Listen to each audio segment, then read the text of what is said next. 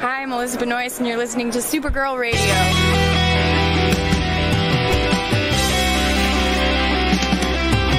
I think the CW are just trying to win the time slot war with Supergirl Radio. Supergirl Radio is going live every night of the week. How do you like it? Is becoming a human burrito a plus or a minus? I don't know. It does seem snug. I mean, they say you are what you eat. Oh no. Yeah.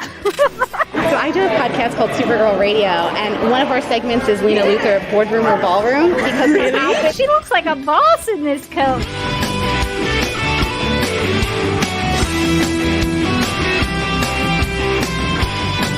Nasty Luthor like a different Luthor? It's not just Lena being mean? No.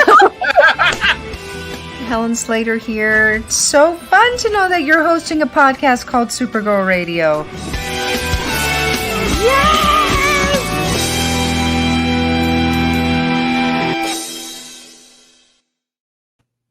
Welcome to Supergirl Radio, your source for all things related to the CW Supergirl TV series and the character of Kara Zor-El. My name is Rebecca Johnson, and with my usual co-host Morgan Glennon taking some time off to prepare for her wedding this week. McGurk! Hey, McGurk! Hey, has anyone seen McGurk around here? What is happening? Who are you? Why, I'm Mr. Mxyzptlk. Nice to meet you. I'm from the fifth dimension, and I came here to learn more about your whole podcasting thing in this universe. Okay. What? I don't understand. What are you doing here? Are you trying to take over this live stream? Possibly. Is that a good thing to do? Is this where you keep the pods? Oh, okay. Look, buttons. I love these buttons. I love pushing all these buttons. Okay. So awesome. Okay. What are you doing here? This guy is handsome. Oh my gosh, Mxyzptlk, what are you doing? You better not be messing with any of my other stuff. Are you? Oh, wait a second. I see. Oh, is this a doc over here? Hold on. Oh, this is going to be good. You better this not. This is going to be good. Oh, I'm typing. I love typing. Do not mess with my Google Docs, Meeksy. You better not. Do not erase anything. I'm just going to too hard and research too much to have that being erased and gotten rid of. Hey, my cousin Mxyzptlk's name is in this doc a lot. I'm going to delete it and put it Mxyzptlk instead.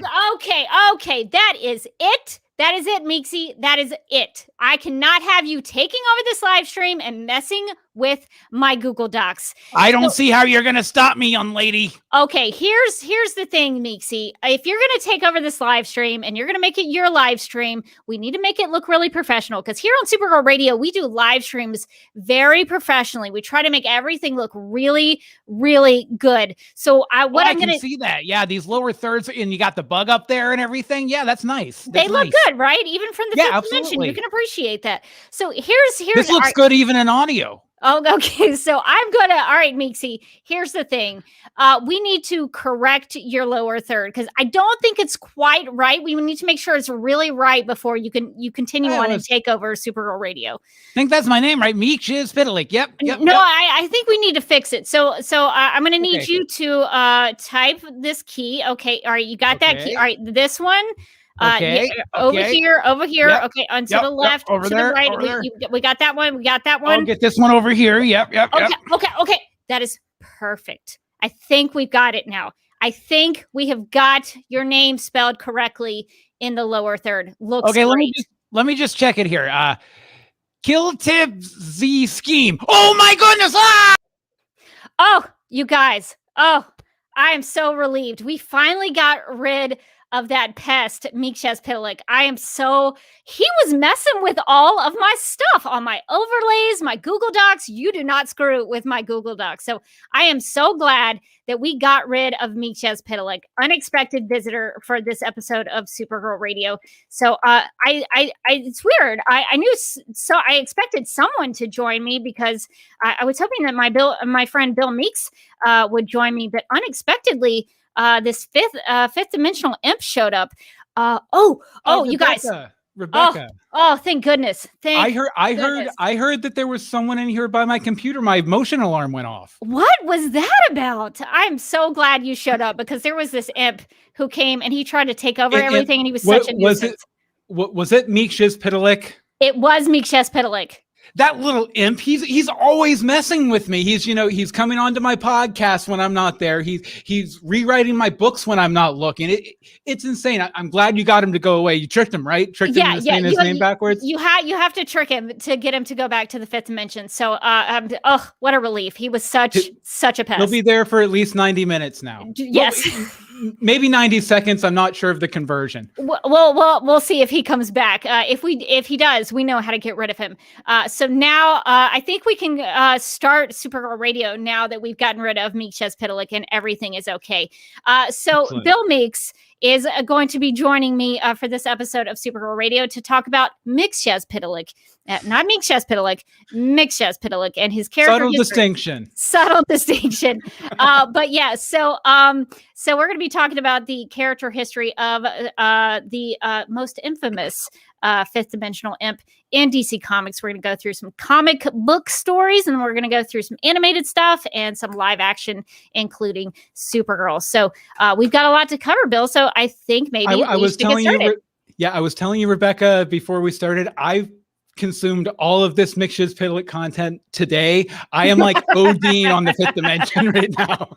There might be such a thing as too much Mixy. I don't know. I didn't think so before today. Now I see the point. So be careful if you dig into Mixy's history. You don't want to overindulge on it. Small portions are best. Yes.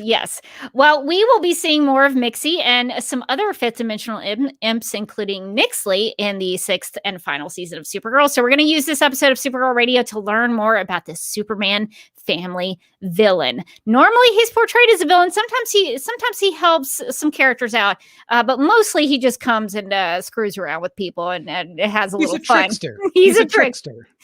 Yeah. So Mixy was created by Jerry Siegel, who was the writer, and Joe Shuster, the artist, on his first appearance. And of course, these are the co-creators. I guess they're both co-creators of Superman. So Mixy's first appearance was from Superman number 30 from October 1944 in a story titled The Mysterious Mr. Mxyzptlk.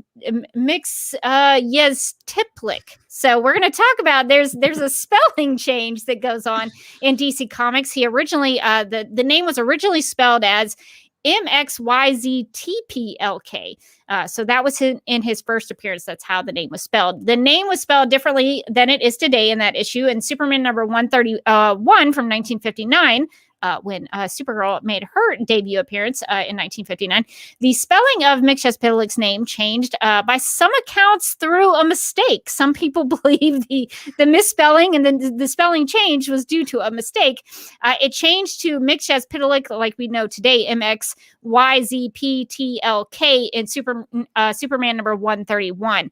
According to Wikipedia, after the establishment of DC Comics' multiverse in the 1960s, it was later explained that the purple-suited Mxyzptlk, the T and the P are transposed to slightly alter the name.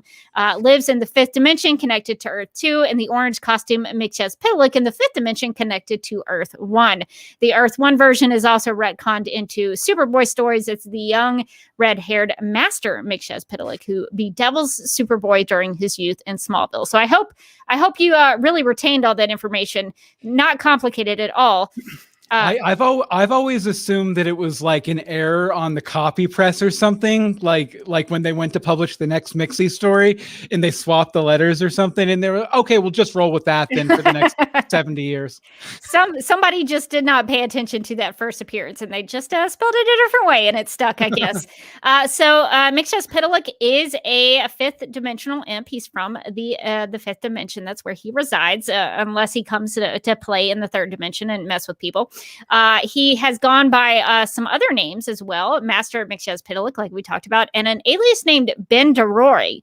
Ben DeRoy was an this is a hard word to say for me. Omnipotent mystery man resembling the Beyonder who was threatening the Marvel Universe around the same time. So there's a little competition there, I think, between DC and Marvel kind of copying each other, which they did quite a bit throughout the history. I think they're connected by the fifth dimension. That's like a junction point between universes. That makes sense. Let's go with that. That's how we're going to explain that. So as far as Mixy's abilities, he can manipulate reality. He's not bound by third dimensional laws in our reality. He can alter 3D laws in a manner that resembles magic. So when Mxyz does his thing, it looks like magic. He has the ability to break the fourth wall along with retconning abilities. So he was doing Deadpool before Deadpool was doing Deadpool. Right.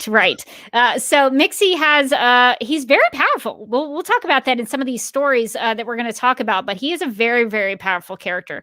I'd say probably the most powerful character in Superman's Rogues Gallery. Yeah. He do not underestimate him by his impish appearance. He's a very powerful character. All right, so it's always the goofy ones you got to watch out for. It's always the goofy ones.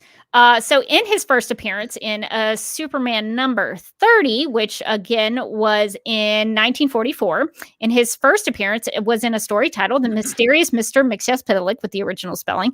We first meet Mxyz as he walks distracted as he reads a newspaper with backwards type across a busy street.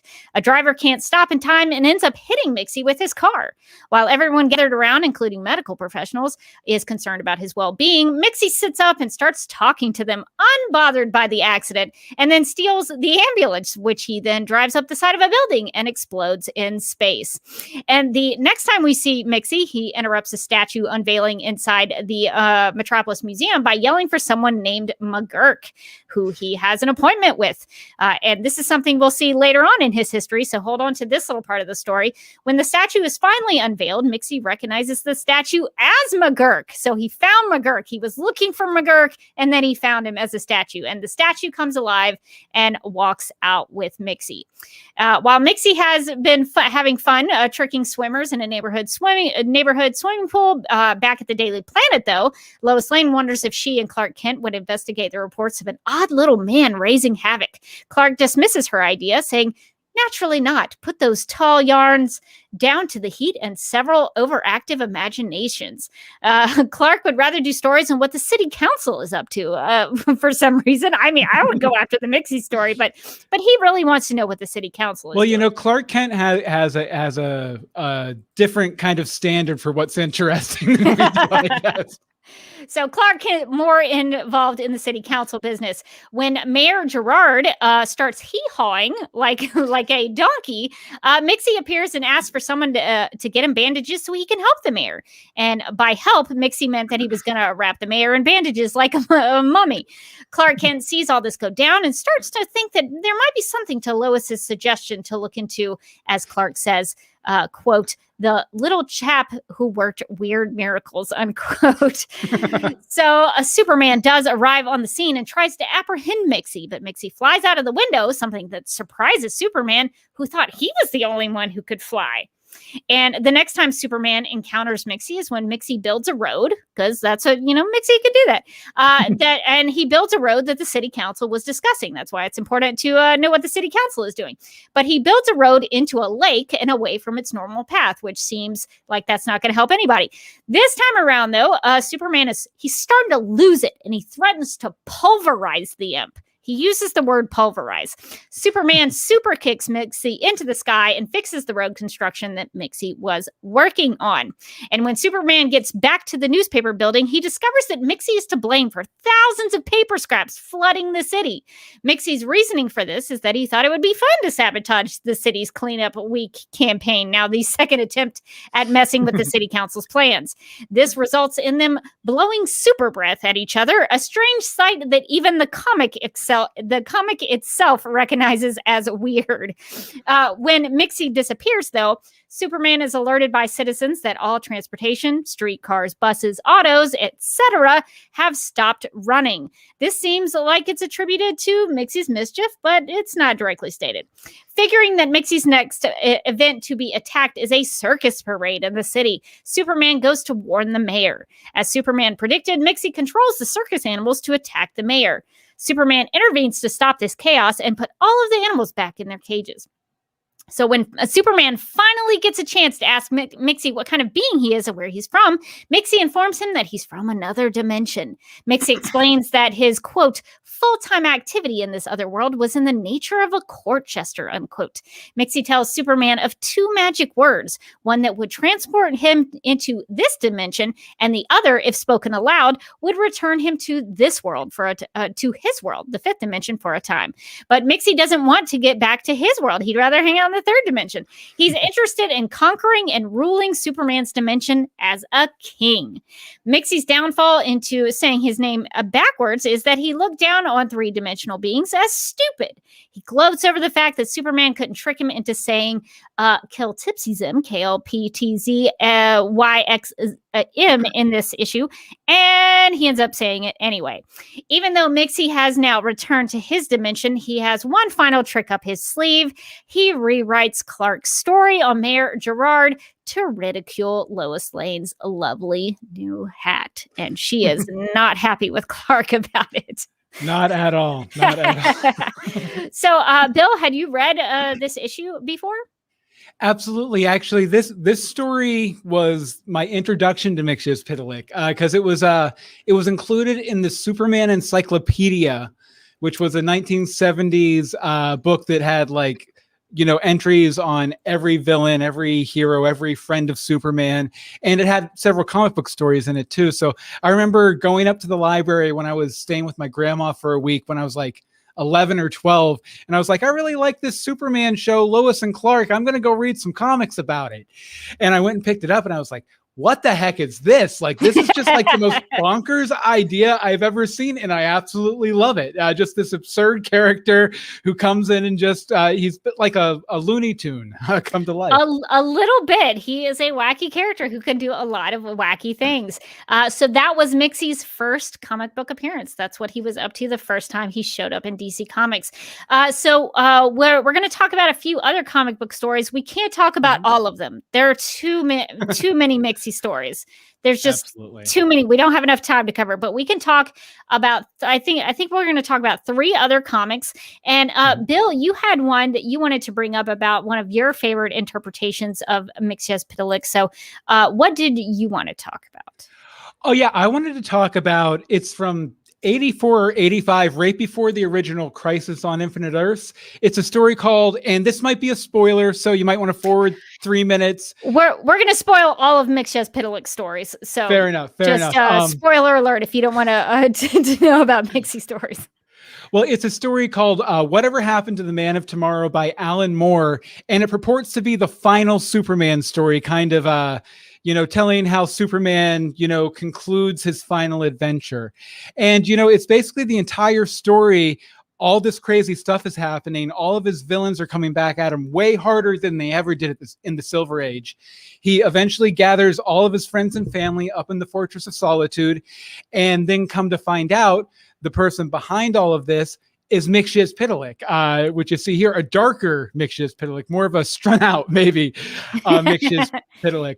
And he goes on to explain that, he's a infinite being. He's been around for millennia. So the first couple millennia, he was good. And then the second couple of millennia, which is where we know him from in the Superman mythos, he was like, I'll be mischievous. And in this story, he decides he's gonna be bad. And, that involves, affecting Superman's villains to come at him and his friends hard, pushing Superman back into a corner to where he sort of has to act. And he does right at the end of the story by killing Mxyzptlk with the Phantom Zone projector, because Mxyzptlk instinctually goes to say his name backwards to return to the fifth dimension when Superman's about to defeat him. And so half of them get sent to the Phantom Zone, half of them get sent to the 5th dimension. And that's the end of Mxyzptlk. But I've always loved this story because it's just one of those things like Mxyzptlk, he pops in, he pulls some tricks, he goes away. But something you always think about him when you're reading a story about him is that this guy, if he wanted to, he could just cause complete havoc and, take over the world or the universe if he wanted to. And it's really cool in the last Superman story to see sort of the villain side of him live up to its full potential. And it also forces a decision for Superman, which really kind of says a lot about his character towards the end. He goes off and he walks off into the snow because he broke his oath, right? So yeah, this is a real heavy thing for Superman because he I don't know that he kills him directly. He was going to send him to the Phantom Zone, but just at the same time, Mixy says his name backwards, and it just sort of splits him apart. And Superman blames himself and thinks that he killed Mixy. So it's a very, very heavy thing for Superman that really weighs on him. Part of my interpretation of this story has always been too that, yeah, he might not have technically killed him, but by the same token, like he has gone through so much in this 2-part story that he's like, okay, you know what? He's gone. I'm done. Like I can't do the super thing anymore, guys. I'm going to have to step away out into the snow. Yeah, if you've never read Superman, whatever happened to the Man of Tomorrow, definitely check it out. I think it's normally considered one of the greatest Superman stories ever told. So definitely give it a look through and a read. So thank you for bringing that up. It is a very unique take on Mxyzptlk, and he does become the villain that he really is capable of being. So that's a good pick. Thank you.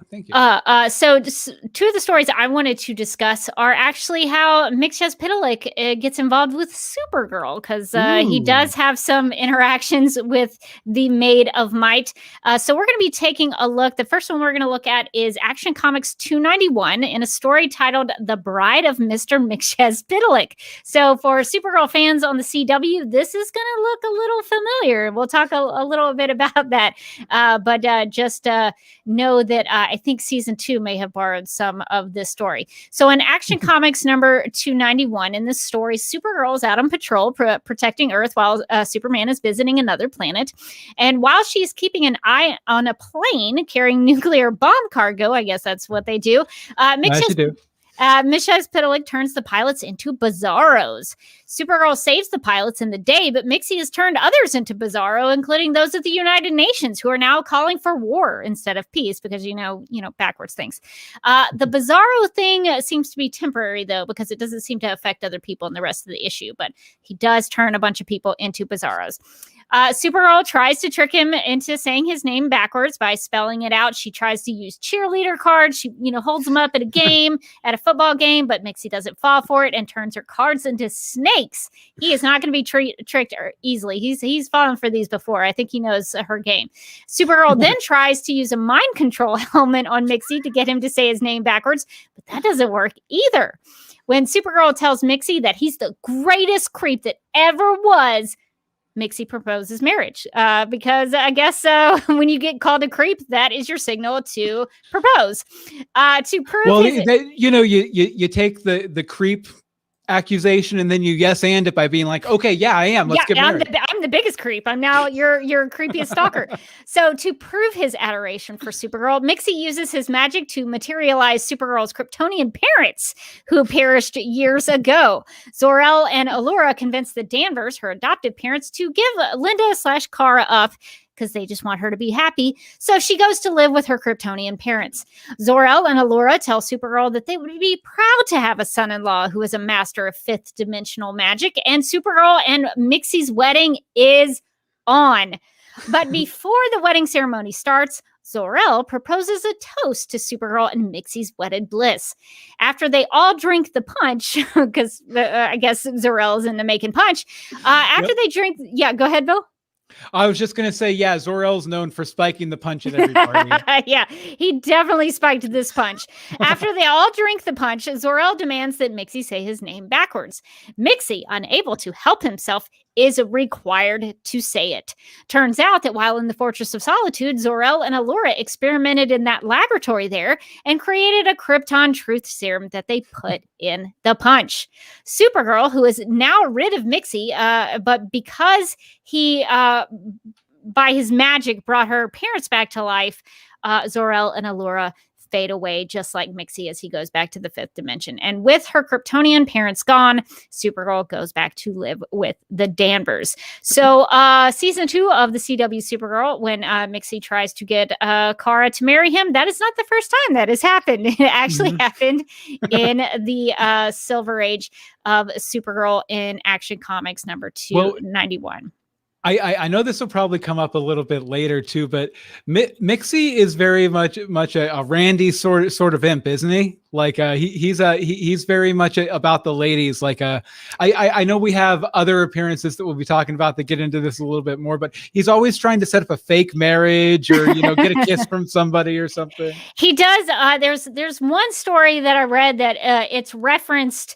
That he tried something with Lois Lane too. So I think he tries to court all the DC ladies and tries to get them to marry him, but to no avail. Although we will talk about Mixy has a girlfriend in some of these iterations, so we'll get there. So so that is the first story, including Supergirl, that we'll talk about. The next one that I thought everyone should know about is Supergirl Cosmic Adventures in the 8th grade.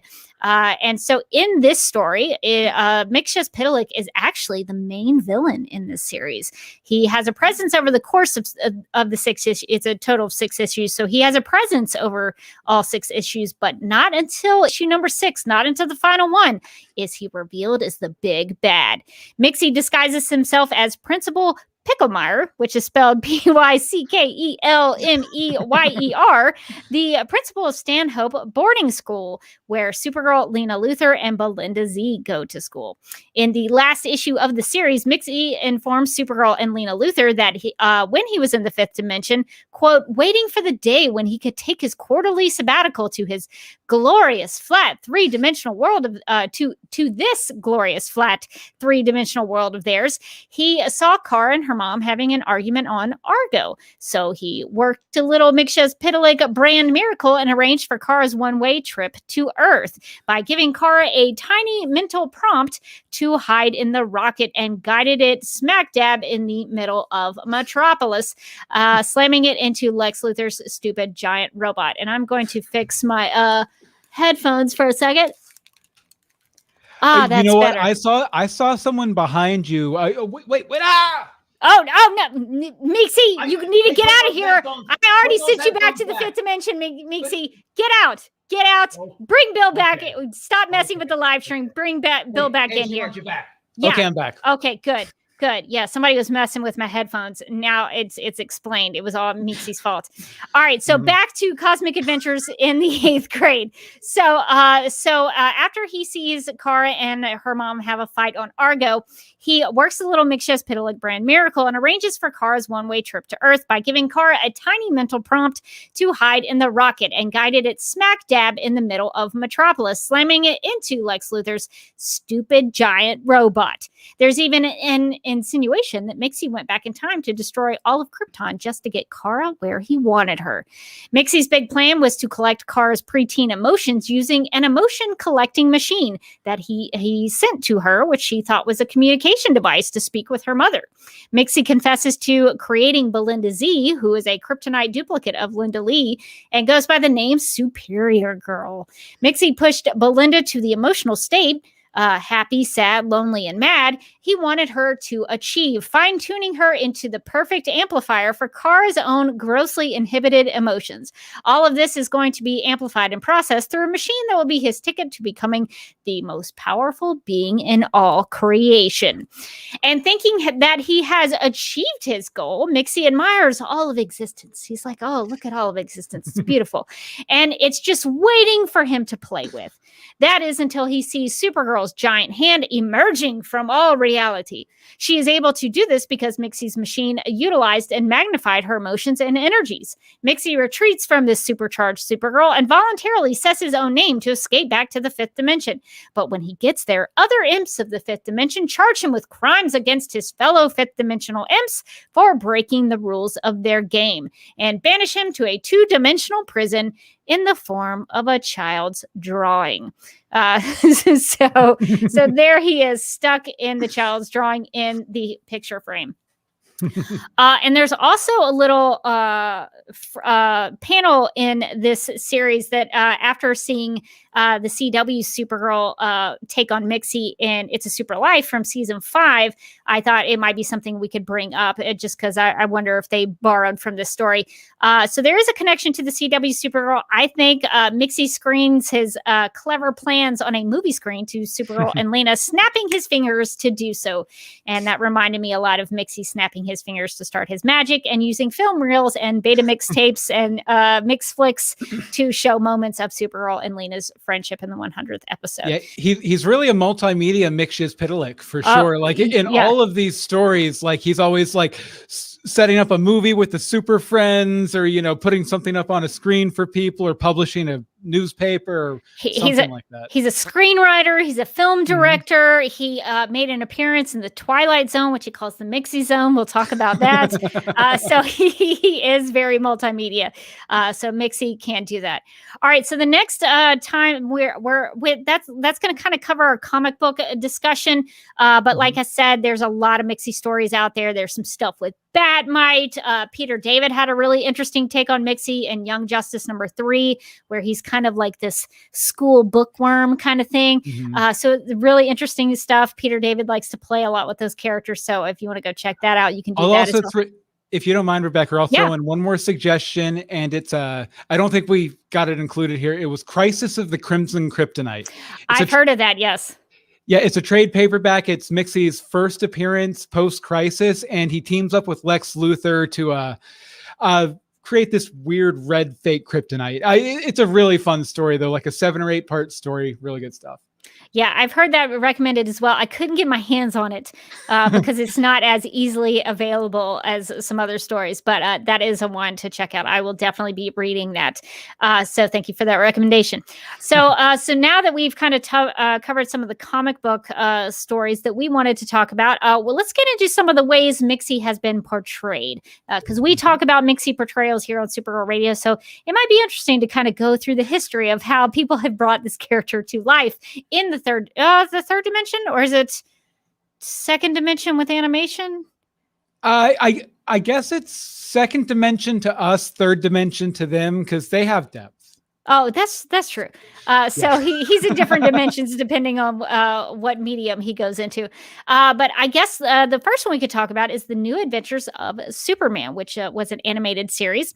And Mr. Mxyzptlk appears in the New Adventures of Superman Filmation series in the episode Imp Practical Joker, not Impractical Joker, Imp Practical Joker. You had the list in the doc of everything we needed to look at for today. This is the only one I couldn't find because it kept pulling up Impractical Jokers, the show on True TV. So yeah, if you go to YouTube and search for Practical Joker, you're gonna get Sal and Murr and Q and Joe. But in the episode Practical Joker, which originally aired on December 24th, 1966, the character was voiced by an actor named Gilbert Mack.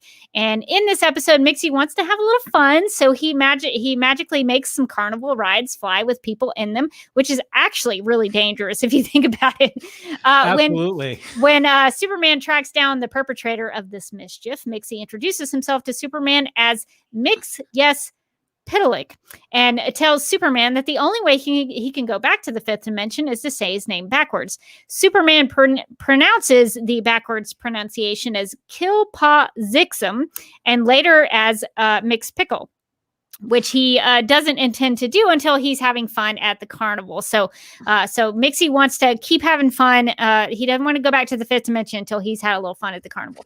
So Superman tries to get Mixy to read his name backwards on a card, but Mixy doesn't fall for it. Superman then tries to use fireworks to write Mixy's name backwards in the sky, but that doesn't work because Superman doesn't spell it correctly. Come on, Superman.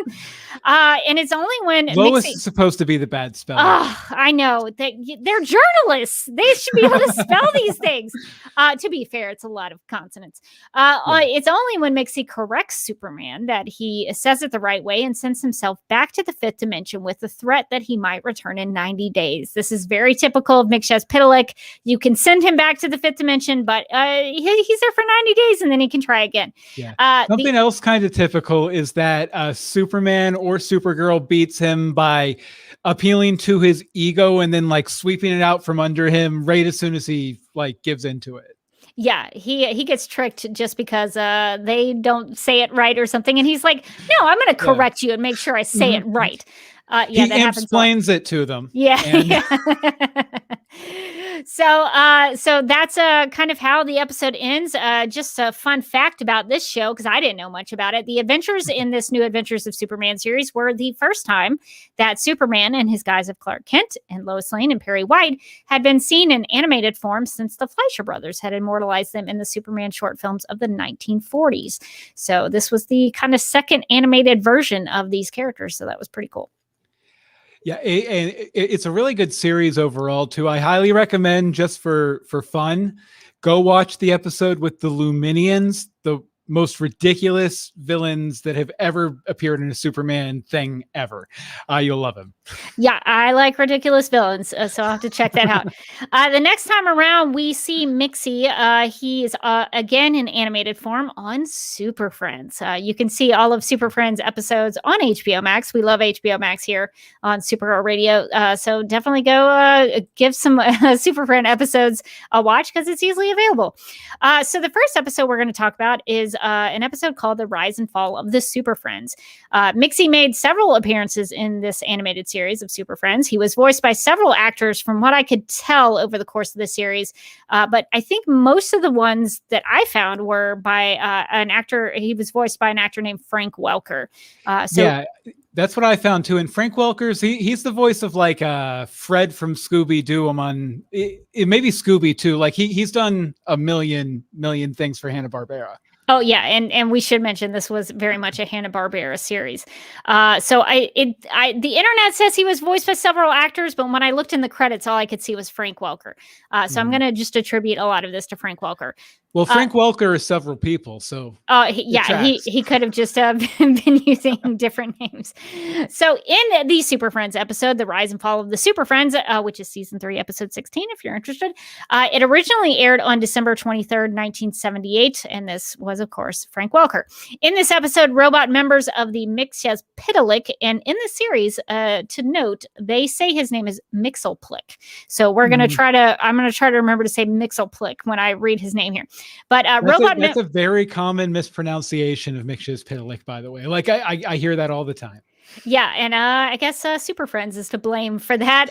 Robot members of the Mxyzptlk gang break into the Droid Research Corporation to steal a new experimental robot. This is happening because Mxyzptlk wants to make his Hollywood debut as the director of Doom, with the Super Friends as his movie stars in a film titled The Rise and Fall of the Super Friends. When the Super Friends are alerted to a problem at Jefferson's department store, Superman goes over to check it out. And while he is there, Mxyzptlk gives him a script and controls a mannequin of Lois Lane to wear a green kryptonite wedding ring. As Superman falls to his knees in pain, Cecil B.D. Mxyzptlk yells, "Cut!" And Mxyzptlk calls for his need for special effects and melts. I think he melts Superman down, and his essence gets sucked into Mxyzptlk's film camera. So that's what happens to Superman. So for his next scene, though, Mxyzptlk sets up a scene for Batman and Robin in the Gotham City Library that involves Frankenstein. Mxyzptlk yells, "Cut!" before anything bad happens to them, and he captures Batman and Robin on film. Play on words. So in his next shooting location at the city junkyard, Wonder Woman and Aquaman find themselves as unwilling actors in Mxyzptlk's upcoming scene and are attacked by a junk monster. Before they are flattened in a car crusher, Mxyzptlk yells, "Cut!" And when Aquaman yells into Mxyzptlk's microphone that happens to appear before them to let them out, Aquaman and Wonder Woman get trapped inside the microphone. Mixy then takes Superman, Robin, Aquaman, Wonder Woman, Batman into a haunted mansion. Mixy's script calls for the heroes to go into their dressing rooms and face incredible dangers. Batman and Robin face a death trap, which turns out to be an illusion and not real. Wonder Woman is forced to run away from herself in a hall of mirrors. In the final scene, Mixy gives all of his, quote, actors Viking wardrobe and forces the Super Friends to fight each other. When Superman has a problem reading his lines from the script, Mixy reads clip all skim for him. That's how he says it. Because the fifth dimensional mind control work doesn't work on Superman, who used his heat vision to rearrange the ink molecules on the page. That's how he does this. The Super Friends trick Mixy into saying his name backwards. So a lot there. Mixy really tried to make a cinematic masterpiece with the Super Friends, trying to collect all of them in his scenes. So that would have been a really interesting movie, I think. Yeah, I think the rise and fall of the Super Friends sounds like it could have been, Justice League Part 2. Yeah, I would watch it. I would watch it. So Mixy does get tricked by Superman rearranging the ink molecules on the script page, so he would say his name backwards. Okay, the second Super Friends episode we're going to talk about is one called The Planet of Oz, which is season 5, episode 8, which first aired on November 10th, 1979, and he was played by actor Frank Welker in this episode. In this story, the Hall of Justice, with Superman, Wonder Woman, and Aquaman inside, he is transported into the magical land of Oz via a tornado. There, they encounter Mixy, who informs them that in order to get out, the Super Friends will need to find the Wizard of Oz. Superman, Wonder Woman, and Aquaman enter the gingerbread house of a witch, who is Mixy in disguise, who turns them into Wizard of Oz characters. Superman is the Tin Man, Wonder Woman is the Cowardly Lion, and Aquaman is the Scarecrow. This trio finds... go ahead. Say real quick, why is Wonder Woman the Cowardly Lion? That doesn't even... I see Superman as the Tin Man because he's, pure and, protective, but Wonder Woman isn't cowardly, at all. I guess maybe that's the thing. Maybe Mixy was like, aha, I'm going to make you look like a fool. So I don't know. I guess Aquaman as the Scarecrow, I mean, what does that say about him? That he doesn't have a brain? Is that what we're saying? Well, he is Aquaman. Yeah. He is Aquaman. He's there to be pretty to look at, So interesting choices there. So this trio, though, does find the Wizard of Oz, but guess what? He turns into Mixy. Mixy is the Wizard of Oz. Thanks to them, Mixy has solved the riddle of how to remain in the physical universe. During their adventure in Oz, Aquaman has turned his scarecrow straw into water-resistant gaseous oxide. Wonder Woman electrified her magic lasso, transforming it into Electro Lasso Osseous. Superman used his heat vision to change his tin suit into cryptolidonium, and Mixy combines those items into a cosmic concoction so he can drink it and never be sent to the fifth dimension ever again. Superman challenges Mixy to say his name backwards to prove to them that it worked. Confident, though, that his plan did work, Mixy does say simple skim and begins to fade away, sending the Super Friends back to the Hall of Justice. Turns out the Super Friends figured out Mixy's plan and sabotaged his formula. So they discovered it pretty early on and just kind of played around with his Wizard of Oz story. He thought it was a double cross, then it became a double cross. They got him. So I guess the next episode is fittingly titled, though, in the Super Friend episode titled Mxyzptlk Strikes Again, which first aired on October 11th, 1980.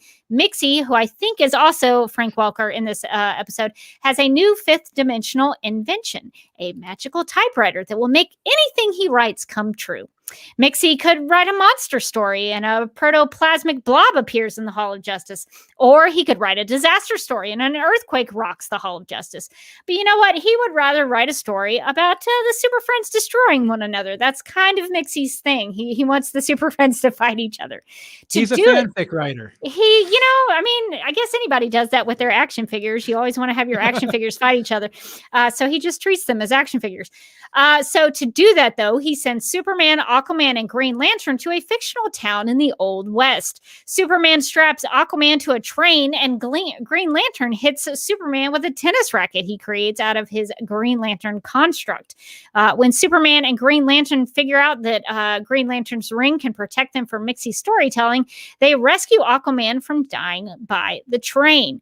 When Mixie thinks his typewriter is broken because the Super Friends have thwarted his plan, Green Lantern offers to help him by providing Mixie with a new typewriter. As he types on the new keys, he sees that he has spelled Mxyzptlk in this series backwards, which sends him back to the fifth dimension. So the Old West does not last very long, even though I love the Old Western costume designs. Another day saved by typewriters. Miswired typewriters.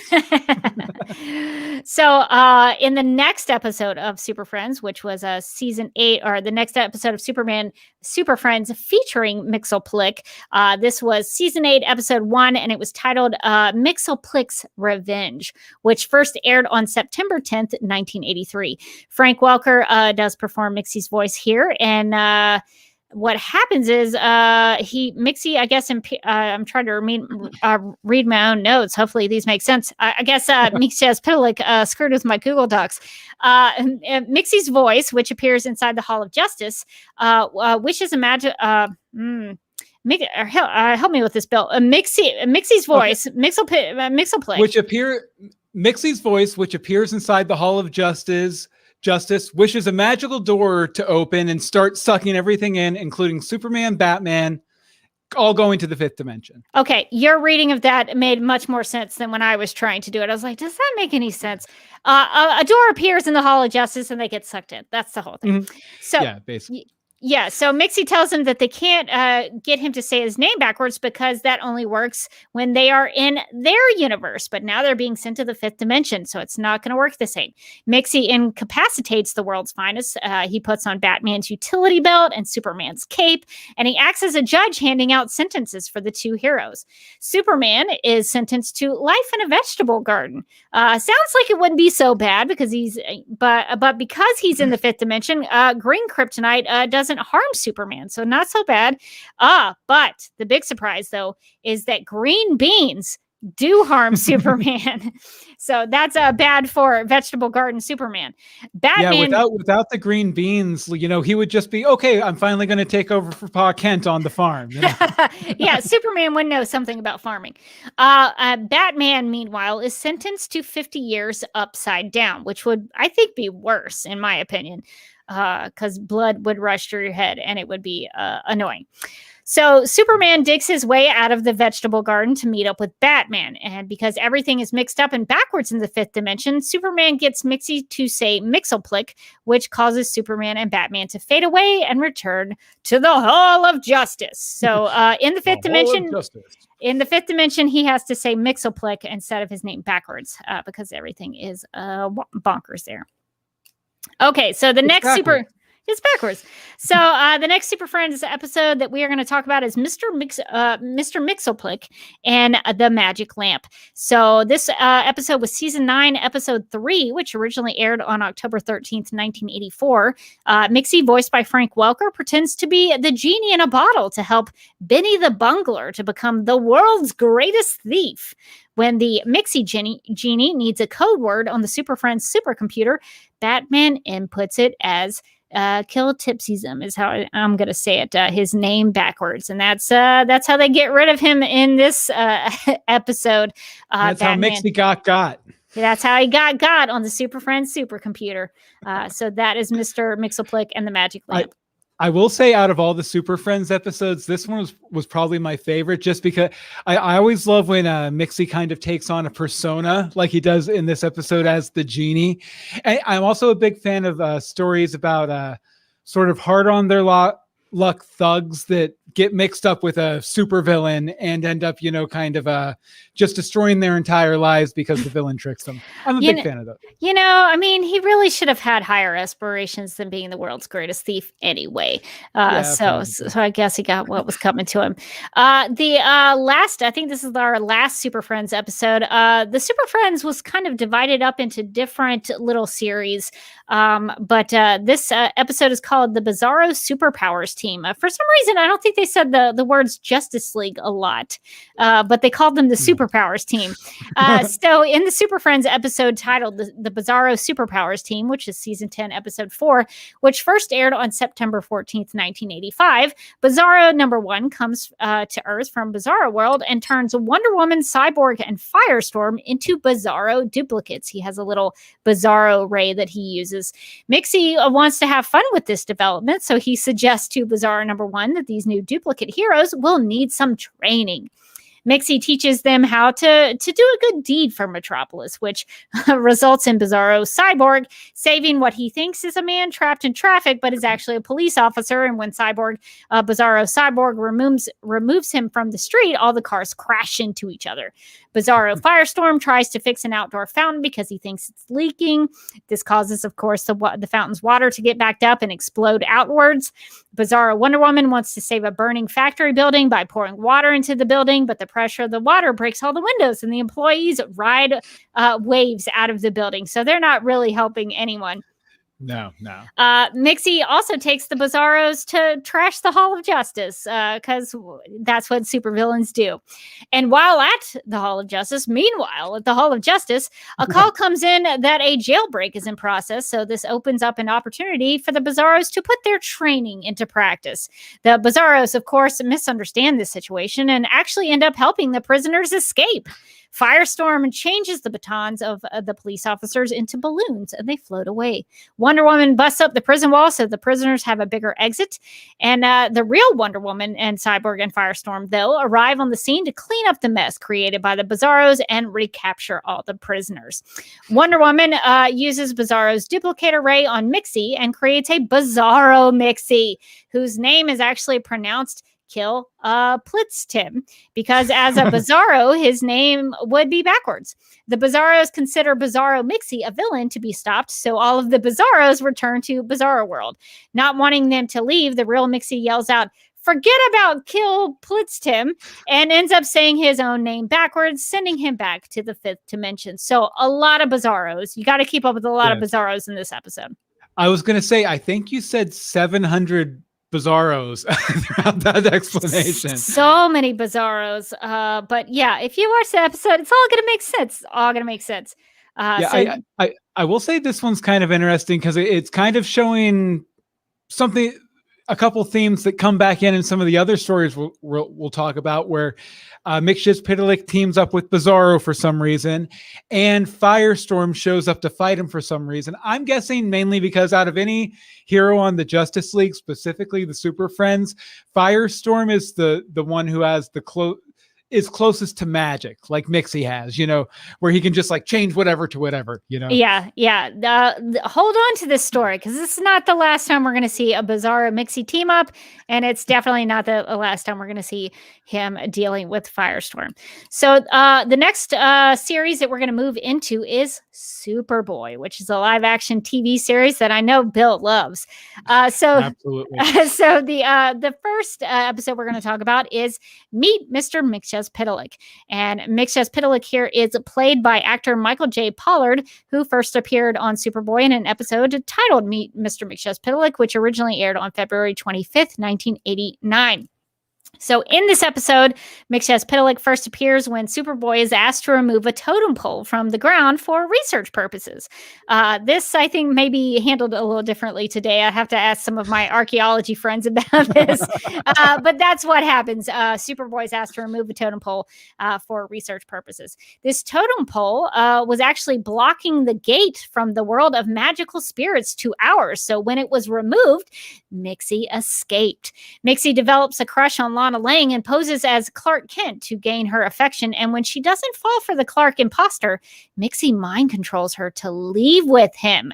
The scientist studying the totem pole guesses that the totem pole had something to do with reflections and the name of the creature. That's a really good guess by this guy. He really figures it out. With this new information, Superboy tricks Mixy into saying his own name backwards by using a letter for Lana Lang's father and friends, sending him back to where he came from. So this is actually a pretty clever way. It's one of the ways we'll see where in letter form, sometimes he's sent back to the fifth dimension. Yeah, and I will say that you led this with Bill loves this suit or this Mxyzptlk. It's his favorite Mxyzptlk. I rewatched both episodes today. Not as good as I remembered it. Like the actor, his delivery for being like a hey kind of guy, like he was very flat. Like it was like he didn't understand what the script was or something.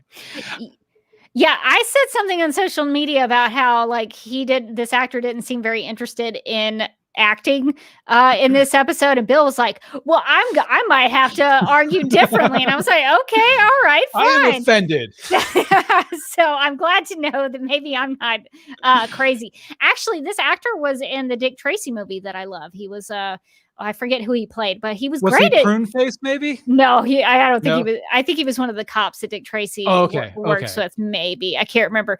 But he was good in Dick Tracy. I think it depends on the directing. I think that's really. I don't think it's the actor. I think it's the directing. Well, I think he was actually a bit better in the second episode he appeared in, though, right? I agree. I think the second episode, he actually tried this next time around. So the next time we see Mr. Mxyzptlk on Superboy was in the episode titled Mr. and Mrs. Superboy, which first aired on November 25th, 1989. In this episode, Mixy is being threatened by another imp from the fifth dimension named Mxyzptlk. And the only way to stop him is for Superboy and Lana Lang to pretend to be Mixy's parents.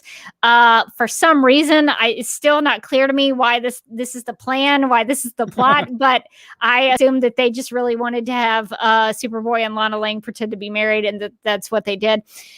So how they do this is that Mixy creates a house for the pretend family of three to live in. And while Mxyzptlk is hanging out with them, Clark Kent and Lana Lang's friend Andy, who is just the worst. Andy could just go away. But Andy comes over and he drops by the house and calls Lana his date in front of Mxyzptlk. And so Mxyzptlk gets very mad because he thinks that he has been tricked. So with the illusion of Mixy's super family destroyed, Mxyzptlk goes back to wanting to kill Mixy. And in order to send Mxyzptlk back to the fifth dimension, Mixy, Superboy, and Lana need to get him to say his name backwards. Mixy turns a neighborhood police car into a police car that says Koblakov. Am I saying that right? Koblakov? Kobakliv? Yeah. Kobakliv? Let's go with that. And he says that on the police car and tricks Mxyzptlk into saying it. And since Mixy now owes Superboy a favor, he agrees to send himself back to the fifth dimension, where he'll wander around for 90 days. So we got to see more than one imp on this episode of Superboy. So yeah, I do think he actually made an effort in this episode. Yeah, I thought the story was a lot stronger all around too. It felt very much, and again, it's probably modeled off of a Silver Age story, where it's like, oh, we have to do this thing because if not, things will go bad. This thing's ridiculous. Why are we doing it? Don't ask questions. Let's just go. And it's just a really fun episode. And there are a million like conveniences. Like the friend comes in why is he even coming into the house to mess things up? It's very How did he even know where it was? Exactly. But I actually, as far as the Superboy series, I'll just say I agree with you about the friend. I enjoyed the friend from season 1 much better. I believe it was like the son of Perry White. Yeah, he was almost kind of a Jimmy Olsen sort of character. So I agree he was better than, and I think in my opinion, the first Superboy I thought was a little stronger in my opinion. But that's I say so too. Yeah. That's maybe neither here nor there. We'll talk about Superboy another time. But so I think this second time around for this version of Mxyzptlk was a little stronger. All right, so now we're going to get into a series that Bill and I genuinely, I think, both love, like unironically and like unabashedly. Lois and Clark, The New Adventures of Superman. So Mxyzptlk this time is played by Howie Mandel, and he appeared on Lois and Clark, The New Adventures of Superman in an episode titled "'Twas the Night Before Mxmas." So this is Mxmas here that we are celebrating, which is season 4, episode 11, and it first aired on December 15th, 1996. So in this episode, Mixy, who claims to be the cause of the fall of Rome and aims for world conquest, that's his goal here, he comes to Earth through the interdimensional vortex just in time for Christmas Eve, a time of year Clark Kent describes as magic, very fittingly in a Mixy episode. Mixy has tracked Superman down because he recognizes that Superman is the only one who can stop him from becoming the absolute ruler of absolutely everything. Mixy's grand plan to thwart Superman is to create a world without hope, because without being the symbol of hope, Superman is powerless. To remove hope, Mixy will remove tomorrow, because if there's no tomorrow, that means there's no hope for tomorrow. So that is his goal here. And so there's a lot of timelines here. So I'm going to try to describe them. You can follow along. It's kind of a Groundhog Day setup. I think Groundhog Day actually came out before this episode aired. So I think they were all like in a real Groundhog Day mood when they were writing this. Yeah, that definitely, it felt very Groundhog Day to me. It's kind of like it's kind of like now actually, because there's all these throwback Groundhog Day-esque stories that are coming out, like Palm Springs on Hulu and stuff like that. And back then, when it first came out, every sitcom tried to do a Groundhog Day, or every procedural, hey, let's do a Groundhog Day because it's popular right now. Well, this one I think is actually done really well, because the changes in it change and get worse over time, and you can really follow it, and it makes you sort of follow along and make sure you catch all the different changes. So we're going to go through the timeline. Hopefully I get this all right. Bill, correct me if any of these things are wrong. So in our first timeline, Lois and Clark attend the Daily Planet Christmas party. They're greeted by a coworker named Ralph, who loves everyone the most. And they see that Eastern European peace talks are progressing towards a treaty. Lois turns in a corruption story she thinks is going to win a Pulitzer. Perry White sprung for the big Daily Planet Christmas tree himself, since he's all alone for Christmas. Jimmy Olsen has met a new lady friend who is a Rhodes Scholar named Brenda. The bank is going to cover Martha and Jonathan's farm situation, and Lois's mom was stood up by her father, and she can't drink the eggnog because she's a recovering alcoholic. It's very important to note. At the Christmas party, Clark hears a bank alarm and flies off to do a job as Superman. When he gets to the bank, he stops the bank robber and saves a wealthy man from falling out of a building, who offers Superman a monetary reward for his good deed. As Clark returns to the Christmas party, he encounters Mixy in the elevator, who informs him that he knows that Clark is Superman and that the games are about to begin. The overly large clock that Mixy is holding starts to tick backwards, and the timeline we've seen before begins anew with Lois and Clark arriving at the Christmas party. Every time there's a new timeline, that's kind of how it starts. This time, which I think is our second timeline, has a slightly inebriated Ralph. The Eastern European peace talks are now in question. Perry's Christmas tree is a little smaller. Lois hands Perry a corruption story that isn't exactly Pulitzer material. Jimmy's lady friend Brenda is wearing a slightly different outfit and looks a little miffed at him. The bank hasn't called the Kents, and Lois's mom Ella wants to drink the eggnog. The bank robber that Superman stops tells Superman that even if the cops take him away, he's just going to be back robbing the same bank again because the judges in Metropolis are soft. The cops who take him away doubt that even they can make a dent with all this crime. And the wealthy man that Superman saves doesn't offer him a reward this time. So in the third timeline of Clark going to the Daily Planet party with Lois for the Christmas party again, Ralph this time is just a full-on drunk. Like, he is drunk. Perry's tree sort of looks like the Charlie Brown's Christmas tree. The Eastern European peace talks are stalled and then they collapse. Lois says that her corruption story stinks. The Kents start to worry that they might lose their farm. Lois's mom asks someone to remind her why she gave up drinking. Jimmy's new lady friend Brenda gave up her Rhodes Scholarship, and the cops don't even seem like they want to take the bank robber to jail. So next time, timeline number 4, Ralph just falls to the floor. He's just out of it. Perry dug the Christmas tree out of his basement. Lois calls her corruption story garbage. The bank robber tells Superman that he's been out of work for almost a month. Lois's mom is just full on drinking the eggnog, and she's actually kind of hitting on Ralph. The wealthy man gets upset with Superman for saving him because he actually wanted to die. He purposely and intentionally jumped off the building. Brenda's not a Rhodes Scholar anymore and is flirting with another dude. And Lois actually says, and this is a quote from the show, that Jimmy's depressed because his girlfriend's a hooker. It's like my favorite line from Lois and Clark, The New Adventures of Superman. Jimmy's depressed because his girlfriend's a hooker. And it's like funny how quickly it goes from scholar to hooker. Yeah, real fast within a couple of times. She was already on the ledge. She just needed a little push. Just a little push. The Eastern European peace talks have turned to war, and Jonathan Kent is so upset about the farm and Martha giving up on them that he has a heart attack. And as everyone rushes to help Jonathan, Mixy stops time, does a little stop time, and he tries to make a deal with Clark. He will restore everyone's hope if Superman agrees to leave Earth forever. Clark rejects the offer, of course, and tells Mixy that there's always a little bit of hope left in the human spirit. And with that, at that very moment, Lois, who was not aware of any of these timelines that were going on, Clark was the only one who knew about the loop.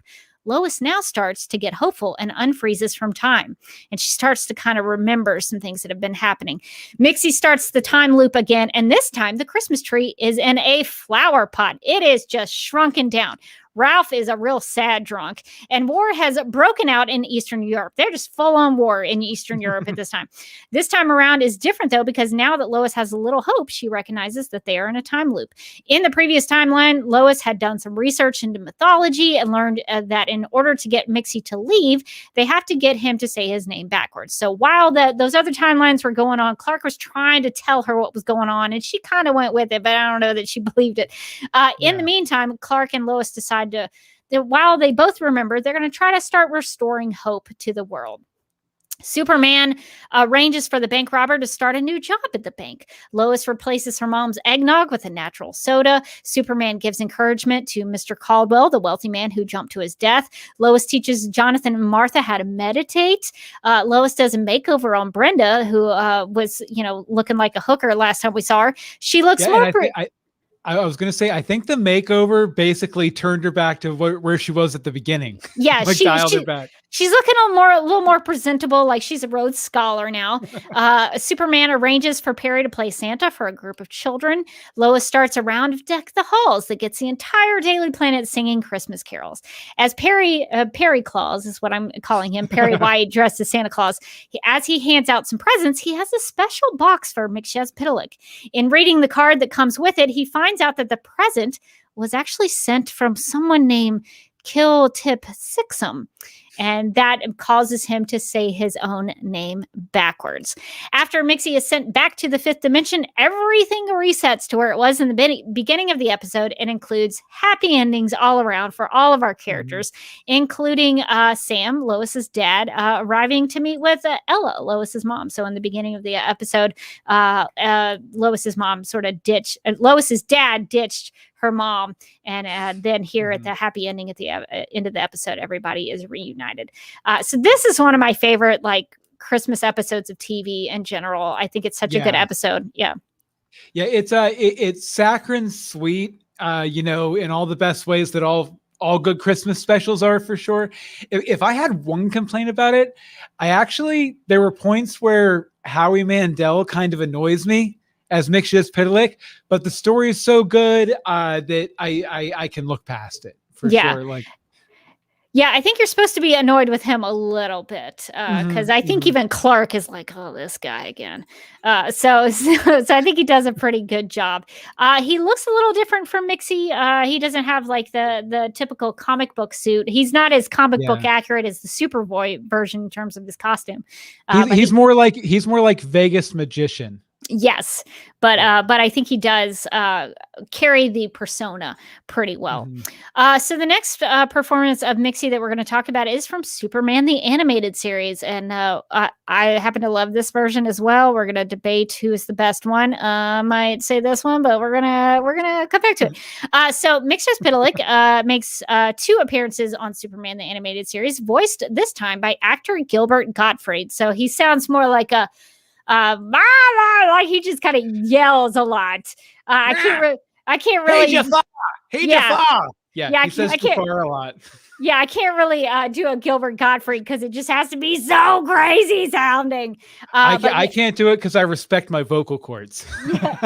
So his Mixy has a very distinct sound.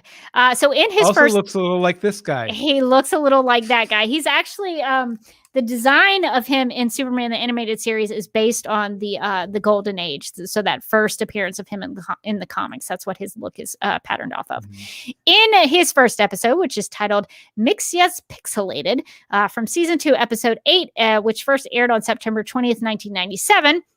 Here, Mixy is first seen wearing a purple suit, a green tie, and a purple hat, which, like we mentioned, is based on his Golden Age version. He's calling out for someone named McGurk. Which is an Easter egg to the character's first appearance in the comics, like we talked about with McGurk turning into a statue. That might also happen in this episode. Superman first meets Mixy when trying to save him from being hit by an armored car, also very close to the first appearance of him in the comics. Back at the Daily Planet, Jimmy Olsen is laughing at a comic strip called Mr. Mxyzptlk by Jerry Siegel and Joe Shuster, who are the creators of Mxyzptlk. In the comic strip, Mxyzptlk is looking for McGurk, and the first panel is crushed by a safe in the second panel and yells out from under a tombstone, still looking for McGurk. So it's actually one of my favorite little Easter eggs there, because he's looking for McGurk even though he gets killed. And I will say that whole McGurk thing, that very much I believe comes from vaudeville comedy. Because there would always be like some fool come in and say something just completely random between sketches so they could change costumes or sets or whatever, and it would just be like a 3-for bit that would happen throughout the course of a night's programming at a vaudeville theater. So I love it. I love it. I don't know if we fully know who McGurk is, but every now and then he finds him in a statue. So Clark reads this comic strip and says Mixy's name wrong. He actually pronounces it Mxyzptlk, like the Super Friends version. Mixy he actually physically comes out of the comic strip into the real world and corrects him to say it as Mxyzptlk. So that's how you pronounce it in the Superman the Animated Series version. I think that's the worst pronunciation of it that I've ever heard, honestly. I mean, I love Bruce Timm. I love Superman the Animated Series. Big mistake here, guys. Big mistake. Yeah, spit sounds a little gross. I think there's like some little visuals that go along with that, and I think they actually spit in there. Mixy continues to look for McGurk, and he disappears from the Daily Planet. So he's really trying to find McGurk. Later, Mixy yells out McGurk at a museum opening that Clark and Lois are covering for the Daily Planet. Thinking that Rodin's thinker is McGurk, Mixy tells the sculpture to finish his business because they gotta get going. And just like that, Rodin's thinker comes to life and walks out of the museum and gets into a fight with Superman. Superman punches the sculpture, which of course shatters it. And Mixy doesn't stop messing with Clark. He continues to mess with him. And the next time he does this is at the Kent farm, where Mixy turns Pa and Ma into chickens, ducks, ostriches, and some alien-looking monsters. Mixy even puts them in a painting that looks a lot like the very famous painting called American Gothic. So he's messing with the Kents here. Mixy explains to Clark Kent that he is a superior being from the fifth dimension and that Superman is the ultimate challenge for him. Mixy wants to play games, and Superman suggests that they, set some rules. If they're going to play a game, they got to have some rules. And so Mixy agrees to this term that if Superman can get him to say, spell, or otherwise reveal his name backwards, he'll split until their dimensions come into alignment again in about 3 months, give or take. So when Superman plays dumb and tells Mixy that he can't spell his name backwards, he can't spell his name forwards and doesn't know how to even spell his name backwards, Mixy gets tricked into saying his name and he poofs out. And 3 months later, Mixy shows up in Clark's bathroom mirror, and Clark once again tricks him into saying his name backwards, and Mixy disappears. 3 months later, he comes back, and Mixy poofs into the Daily Planet where Clark is working at his desk. And to get rid of him in this instance, Clark sets it up so that Mixy wants to edit his article for him. And when he does, the letters reveal his name backwards, and he goes away. So this happens a lot in this episode. Mixy returns to the fifth dimension, though, where he expresses his frustration over continually being beaten by Superman to his love interest, Mxyzptlk. I'm going to try to see. It's spelled Gsptlsnz, which I think is Mxyzptlk. Mxyzptlk. Mxyzptlk. Yeah, something like that. She's another fifth dimensional imp, and she and Mixy kind of have a little relationship going. She advises Mixy to destroy Superman, so he builds a big robot. But in about 5 seconds, Mixy comes back to the fifth dimension, defeated by Superman again. So not even the big robot could help him. 3 months later, Mixy comes back to Metropolis, turning Daily Planet employees, including Lois Lane, into animals. This time around, the rules of the game have changed. Clark is now going to have to get him to say, spell, or otherwise reveal his name backwards twice in a row. If Superman can do that, Mixy will go away forever. Superman flies outside of the Daily Planet and into the skies of Metropolis. Mixy follows him to prove that he can fly just as well as Superman by turning into a plane and following Superman in the air. And it turns out while Superman was using this opportunity, flying, to lead Mixy into spelling his name backwards in the sky twice. Mixy acknowledges that Superman was the superior being all along. So that's how Superman gets him to go away. I absolutely love this episode. There's so much good about it. For one, I remember when it first came out, I loved that they used the original character model for Mxyzptlk. I was like, that's like something that nobody but me knows, 17-year-old Bill. And I was just like shocked that they actually used it. I also love the quick iterations over, Mxyzptlk coming to the third dimension and Superman tricking him back to kind of like establish this relationship to where almost Clark's bored of it when it gets towards the end in the final confrontation. He's like, yeah, it's that time of the month. I have to deal with this problem again. This guy who shows up every once in a while. Yeah, he marks it down on his calendar, so he knows when Mixy is probably going to show up. So he does have to deal with him quite a bit in that first episode. Then the next episode of Superman, the animated series we're going to talk about, is one called Little Big Head Man, which I love that. It's adorable. So this is season 3, episode 5, and it first aired on November 21st, 1998. In this episode, Mixy introduces himself to Bizarro in Bizarro's Fortress of Solitude and tells Bizarro, who calls Mixy, this is Bizarro's name for Mixy, Little Big Head Man, which I think is fitting. I mean, he's just describing what he looks like. Absolutely. That's a little man with a big head. Yeah. So let's see. Mixy tells Bizarro to think of him as his guardian angel. So this is another instance of Mixy and Bizarro sort of teaming up a little bit. Mixy convinces Bizarro that Superman sent Bizarro to Bizarro World in order to get rid of him and was jealous of Bizarro's great power. Mixy shows Bizarro video footage of Superman and his pals, which includes Supergirl, laughing at Bizarro. This results an advanced episode of Teen Titans Go, actually. Yeah, it kind of looks like that. So this isn't real. This is just something that Mixy created to make Bizarro think what he needed him to think. But this results in Bizarro wanting to make Superman pay, which of course is exactly what Mixy wanted. Mixy had promised earlier in Superman the Animated Series that he would stay away from Earth forever because, I mean, Superman did trick him that time. But Mixy explains that he promised not to come back and bother Superman. So he's getting around the rules a little bit. He's in the clear if Bizarro is bothering Superman. But Mixy is actually breaking a lot of interdimensional laws, most heinously going back on his word. You're not supposed to do that. The tribunal leaders of the fifth dimension summon him from Earth and bring him to trial. So there's a kind of a neat look into the fifth dimension with chessboard floors and very 90s looking background there. Because he is determined to repeatedly invading the third dimension to go after Superman, the tribunal sentences him to stay there for no less than one-dimensional interface without his powers. And in this sequence, they do show an Easter egg to Action Comics number 80. So make sure that you don't miss that. It's actually almost identical.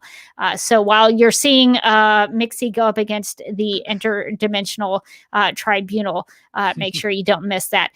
So this episode ends with, if after 90 days, Mixy has performed one good deed for the beings he once tortured, he'll be reinstated by the tribunal. His good deed ends up with Mixy going to Bizarro World with Bizarro and helping him save the day there. So he ends up going to Bizarro World, and that's how he does his one good deed. And this scenario is something that might come up later on the season 5 episode featuring Mixy on the CW Supergirl. So this is maybe where they pulled it. So keep that in mind. So yeah, the Superman the animated series version of Mixy is one of my faves. Yeah, I think right up there in the top 10. Yeah. Easy. How many versions do we have in here? 10? Yeah. Oh, so many.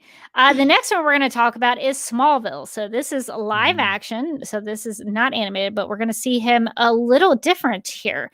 In a season 4 episode of Smallville titled Jinx, which first aired on November 3rd, 2004, Mxyzptlk,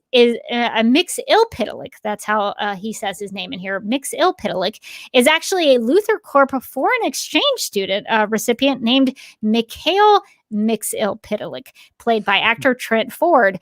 Very attractive looking Mxyzptlk, I should say here. This is probably the most attractive Mixy, in my opinion. I mean, he's not as attractive as the one on Superboy, but he's close. He's close. Mikhail pronounces his name, of course, Mxyzptlk. He can control people's actions with a whisper, and he serves as a bookie in sports gambling. And after Clark Kent trips, which he never does, while scoring a touchdown in a big football game, as if someone was controlling him, he learns that Chloe Sullivan was also manipulated by Mikhail in a similar fashion. They look up Mxyzptlk online, but the search results wonder if they meant Kill Tipsyzen. Did you mean Kill Tipsyzen? Yes or no? When they look up Kill Tipsyzen, they come across a legend from the Balkans about a family who can control the hand of luck. This family changed their name, trying to escape the stigma after a village mysteriously burned to the ground. According to the legend, the only thing that stopped them was a plague of locusts. Not having access to locusts at this time, Clark and Chloe discover the possibility that Mikhail's commands operate on a similar frequency as locusts, which they need to jam. Chloe changes some electronic signals, causing Mikhail to lose his ability to change the big game. Frustrated and with his ears bleeding, Mikhail finds Chloe and the jammed signal, and he threatens Chloe's life and forces Clark into a tough decision. If the Smallville Crows score another touchdown, Chloe is dead. If Clark doesn't go back out on the field and lose the game, Chloe is also dead. With 5 seconds and only one play left in the game, Clark uses his X-ray vision to find out where Mikhail is hiding Chloe hostage, throws his quarterback pass, slows down time with his super speed, knocks Mikhail's knife out of his hand, and pushes him aside to free Chloe, and gets back into the game right before the pass is caught for a game-winning touchdown. So he actually gets to do both things at the same time. And the episode ends with, instead of sending him to county lockup, Lex Luthor escorts Mikhail to level 33.1, a secret floor in Luthor Corp Plaza where Lex Luthor stored and studied metahumans. So that is the end of Mikhail Mxyzptlk. I'll say that I wasn't a big Smallville fan, and this episode is where the descent started for me, just because I had been able to overlook the way Smallville would completely change these characters that I'd grown up with and loved and everything, but Mxyzptlk was a step too far for me. Yeah, he's definitely the most different, I think, than all the other versions that we've talked about. Outside of the name, almost completely different. Yeah, he's a bookie. He's into gambling. So that's how Smallville handled him. He, I think, only showed up in that one episode, but I like the way that Clark is able to resolve that issue, though. He is able to do both things at the same time. I think that was pretty cool. Yeah. All right, so the next time that we see a Mixie, I believe, on television is in an animated series called Justice League Action. In this animated series, I guess it's, I don't know if it's do we have the pronunciation? Mxyzptlk is once again voiced by Gilbert Gottfried and appears in 3 episodes. The first one being Mixie's Mix-Up, Captain Bamboozle is the second one, and the third one is Keeping Up with the Kryptonians. So we're going to talk about these briefly here. In Mixie's Mix-Up, Mixie puts Stargirl's mind, so you're going to have to follow along. He puts Stargirl's mind in Superman's body, Superman in Batman's body, and Batman in Stargirl's body. These heroes are forced to fight Gorilla Grodd with his army with different skill sets that they aren't used to. And to make it worse, it's Stargirl's first day on the Justice League job. She's a rookie new to the superhero game. When the Bravo squad shows up to help Superman, Batman, and Stargirl, Mixie mixes their minds and bodies up too. Flash is now in Zatanna's body. Zatanna is now in Flash's body. Shazam is in Plastic Man's body. Plastic Man is in Cyborg's body. Firestorm is now in Shazam's body. And Martian Manhunter is now in Firestorm's body. Dr. Stein, though, one half of Firestorm, starts to psychoanalyze Mixie, calling him and I don't know if I can pronounce this, halluno-logo-phogomaniac. I don't know that that's a real term that might be made up for the show, but Dr. Stein calls him this, which supposedly means one who fears complex scientific terminology. He also calls him a kill-tip sixum. When denying that he is all the things Dr. Stein says that he is, he ends up saying his name backwards. When Mixie is transported back to the 5th dimension, everyone's minds are returned to their rightful bodies. So everything goes back to normal. So it's cool that Dr. Stein actually gets him to trick Mixie in this one. Absolutely. And I'll just say, like, I know we have a couple of other episodes to discuss, but the Justice League Action, it's such a nice series because it's just like in like 10 minutes, you have a whole superhero story. It's kind of like reading the A story in an old Silver Age comic or something. Yeah, the animation is really good and the stories are usually pretty good and clever. So Justice League Action is worth a watch. The second episode of Justice League Action we're going to talk about is one called Captain Bamboozle. Mixie poses as the wizard who gave Shazam his powers and offers abilities to Shazam's Uncle Dudley because he knows it will lead to outrageous antics, and it definitely does. Uncle Dudley, now calling himself Captain Bamboozle, isn't a great superhero. He is not so good at this. He does more harm than good, but when the Justice League realizes Mixie posed as the wizard and created a Catzilla, a ginormous cat running amok in the streets, Uncle Dudley is the one to save the day by getting him to say his name backwards. So that's a great arc for Uncle Dudley. He wasn't a real great superhero, but he did save the day. Well, you can't deny Batman credit for using his bat laser pointer to distract the cat. I mean, that's a very important part of the story, Rebecca. That is a great use of the laser pointer to get the giant Catzilla to chase it. So it's a pretty good episode, and I like little wizard Mixie. He's so cute. Cute. I also thought it was kind of cool, and this is neither here nor there, but with Shazam and Uncle Dudley, they kind of referenced the old 70s live action Shazam series because they were like traveling around in a camper like they did back on that old series. So yeah, they do show that in the episode. The camper makes an appearance. All right, so the final episode of Justice League Action. In this episode, keeping up with the Kryptonians, kind of like keeping up with the Kardashians. Mixie in the form of the Twilight Zone. He sort of puts himself into the Twilight Zone to inform Superman and Supergirl about his plan. He explains that he wants to do a little nature versus nurture experiment, and he separates Superman and Supergirl away from each other. He puts Superman in wartime Kaznia and Supergirl in Hollywood to see how they will both grow up. Kaznia and Superman is basically Red Sun Superman, and Supergirl is now a reality TV star on a show titled That's so Kara. With an agent named Morty. What she doesn't know is that Morty, her agent, is actually Mxyzptlk, who pitted Superman and Supergirl against each other. So Superman and Supergirl fighting each other in this episode. To defeat Mixy, Red Sun Superman, the Kasnian Superman, what am I trying to say in my Google Doc? I wrote some of this stuff and I'm like, he tricks Mixy into saying his name backwards as Killtip Sixum, which is somehow what people say. And then so Red Sun Superman gets him to say it. And then once Mixy is gone, everything resets and Superman and Supergirl's relationship returns to their familiar cousin dynamic. So Morty doesn't last very long, but I love TV agent Morty in this episode. Yeah, I think I believe you might have mentioned here, but doesn't Booster Gold swing in right at the end for a save too? Yeah, Booster Gold appears and helps him save the day. He actually wants Morty to be his agent. He tries to sell himself as a client. So Booster Gold makes a really good appearance in that one.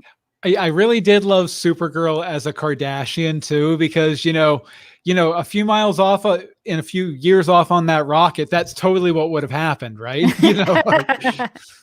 She does live the life of a Hollywood reality TV star, so it's interesting to see her as a more what would you say, like a more conceited Supergirl, I guess, more full of herself kind of a version.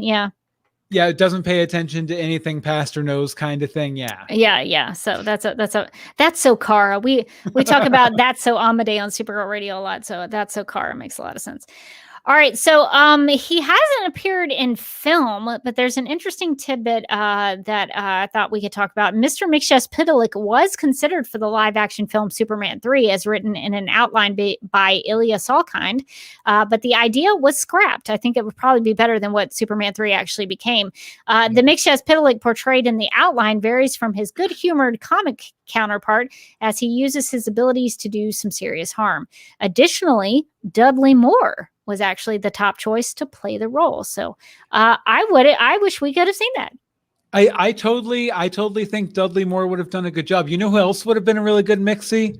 Rodney Dangerfield. Oh, that's choice. Yeah. He would have been so good.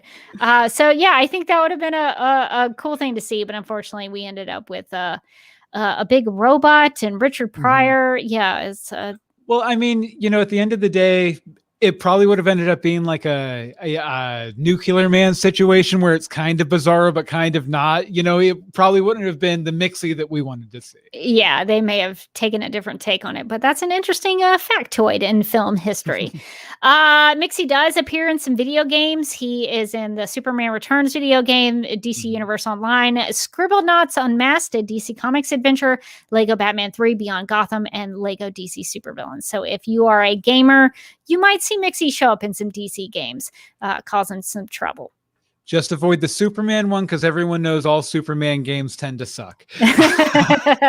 This is what people say. I will say Mixie is fun in that Superman Returns game, though, because he's kind of like the narrator for all the tutorial stuff. So he's constantly like just like slamming you because you're not getting it and everything. It's fun. Yeah, I can see how that could be a tons of fun to play, because Mixie is quite the character. Well, and the last versions that we're going to talk about are actually from the CW Supergirl, from the TV series that we talk about all the time here on Supergirl Radio. On the CW Supergirl, 2 actors have played a mix on the CW Supergirl. They pronounce it as Mxyzptlk. So 2 actors have played Mxyzptlk. In season 2, he was played by actor Peter Gaudio, and in season 5, he was played by Thomas Lennon. Peter Gaudio's version appears in the episode Mr. and Mrs.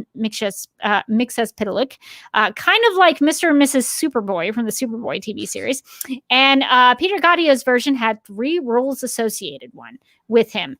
Number one, he couldn't make Kara fall in love with him. Number two, he couldn't stop her from killing herself. And number three, he couldn't stop her from drinking orange juice. Kara tricked him into typing his name backwards as a code word to prevent the atomic cauldron, one of the most powerful fusion furnaces on Earth, from self-destructing. I actually really liked Peter Gaudio's version. I know Thomas Lennon came in and knocked it out of the park, but Peter Gaudio actually did a really good job. He makes me laugh several times in that episode, and the way he sort of fawns over Kara is really cute. I actually, in some way, I actually like that somebody was actually treating Kara with the respect I think she deserved. He might have gone a little over the top. He created a parasite in the streets, but he was actually, saying very nice things to Kara. Yeah. That episode, I thought he was a very good villain for the episode, but I didn't think he was a very good version of Mixy. Necessarily. Although I mean, after today and just completely Dean on Mixy stuff, he does more often than not try and woo the women, so yes. So this was kind of in character for him. Yes, this is very much like that Silver Age comic book story that we talked about earlier on in this episode. So I think it's very much pulled from that. And Sterling Gates actually was one of the writers on this episode. So I was glad he got to play with Mixy. So I really love that Sterling Gates got to write an episode of Supergirl. Nicole has a question. Do we know what the deal is with the orange juice? Well, Nicole, I've always thought of it as so Mixy mentions that he can't make her do anything. It's basically a free will situation. So he cannot control her free will. If she wants to drink orange juice, she's going to drink orange juice. He can't stop her. And so the reason that Kara at the end is drinking orange juice in the fortress is kind of to stick it to him. I drink orange juice if I want to, Mixy. You can't make me do, not do this. So I've always loved that she kind of, made a point with the orange juice there at the end and really got to stick it to him. So the next time we saw Mixy on the CW Supergirl TV series, Thomas Lennon took over as Mixy in season 5's It's a Super Life, which is the 100th episode of the show. So big episode. His version of the character came with rules too. This time around, Mixy couldn't just go in somewhere. He has to be invited. And Mixy can't use any of his powers this time except to help those of whom he has wronged, which is similar, I think, to the Little Big Head Man episode, of Superman, the animated series. Or at least where it ends up. Yeah. So it's very similar to that. Thomas Lennon pronounces Mixy's name backwards, something like Kiluptipskim. So it's a little bit different than what I normally hear it pronounced as Kiltipsism, but they sort of played with it here. But I really like Thomas Lennon's version of the character too. He's a little more friendly and more comedic this time around. He's not more causing trouble and being weird about it. This time around, he just gets to have fun. I also think that he is the most naturalistic version of Mxyzptlk out of all the ones we've reviewed. Where he doesn't come across as a caricature. He comes across as a character that has a bit of a goofy side. He has that trickster side to him, but he feels a lot more grounded than the other ones, which is saying something for a fifth dimensional anime. Yeah, I love the way they show him popping in and out of the scenes and surprising the characters, and his interaction with Melissa Benoist, I just love so much. They've developed this good rapport, and Kara seems to befriend him a little bit in that episode. And I love the way even he interacts with Alex. He's like, I know you don't trust me. And he sort of covers Alex's face, referring to Alex. But he is very fun. And I always love the old time radio voice that he does there. What does he say? Every party has a pooper, and that's why we invited Kara. So that part of the episode is always my favorite. So he does a really good job of really making that character come to life. Yeah, and I think probably my favorite part in the episode was that third act where he's powerless, because Mxyzptlk is a character that really impresses when his back's up against the wall. And a lot of times he makes more moral decisions than you think he would make. And so it's always kind of cool to see the character tested like he is towards the end of the episode, and see him sort of overcome it and win over the heroes at the same time. And it was very clever the way they did it, because Mixy normally has that derby hat that he wears in a lot of his versions, but Thomas Lennon doesn't have it. But in that episode, they have to retrieve the Hat's hat from the Elite, the hat, the character known as the Hat, because he wears a hat. And the hat that the Hat wears is actually one of those derby bowler type hats. And so Mixy actually gets to kind of have that hat a little bit. And Thomas Lennon's hair is sort of like, the way he styles it is sort of like the crazy hair that Mixy usually has under that hat. So I like the way they worked that in. Yeah, honestly, probably the most seriously I've ever seen anyone take such a ridiculous character. And I thought they did a great job with it. It makes me really, really want a movie version of Mxyzptlk. That would be so good. So yeah, we've had nothing but good Mixys on Supergirl, in my opinion. Well, I guess that's going to do it for our kind of rundown on all these different Mixys. So Bill, who would you say is like the greatest of all time in terms of Mixy? Who's your favorite?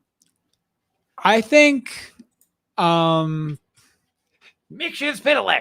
No, I'm kidding.